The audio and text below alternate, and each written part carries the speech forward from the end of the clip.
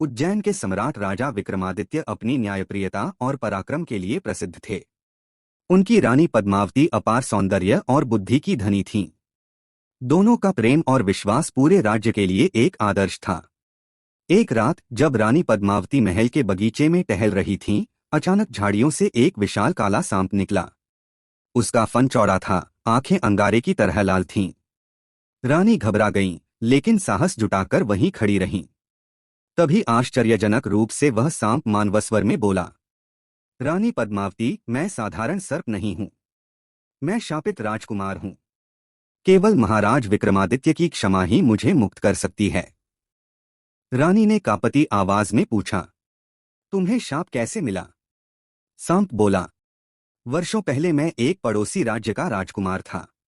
अहंकारवश मैंने एक तपस्वी ऋषि का अपमान किया। उनके शाप से मैं सर्प बन गया। जब तक कोई महान राजा मुझे क्षमा न करे, तब तक यह बंधन नहीं टूटेगा।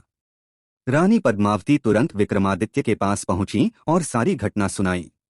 राजा गंभीरता से बोले, यह ईश्वर की इच्छा है।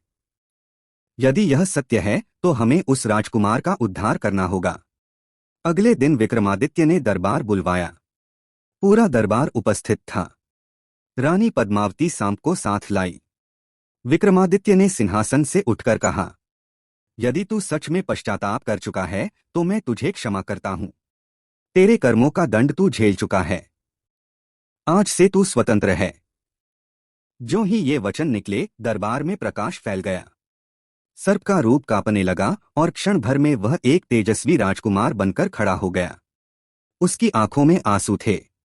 वह झुककर विक्रमादित्य और पद्मावती के चरणों में गिर पड़ा और बोला, महाराज, महारानी, आपने मुझे दूसरा जीवन दिया है। मैं सदा आपकी कृपा का ऋणी रहूंगा। उस दिन पूरा उज्जैन आनंद से गूंज उठा। लोग कहने लगे, राजा विक्रमादित्य केवल वीर ही नहीं, करुणामूर्ति भी हैं। और रानी पद्मावती का साहस इस राज्य की शान है।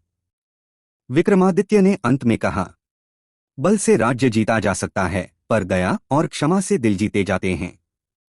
यही शिक्षा आज तक लोक कथाओं में सुनाई जाती है।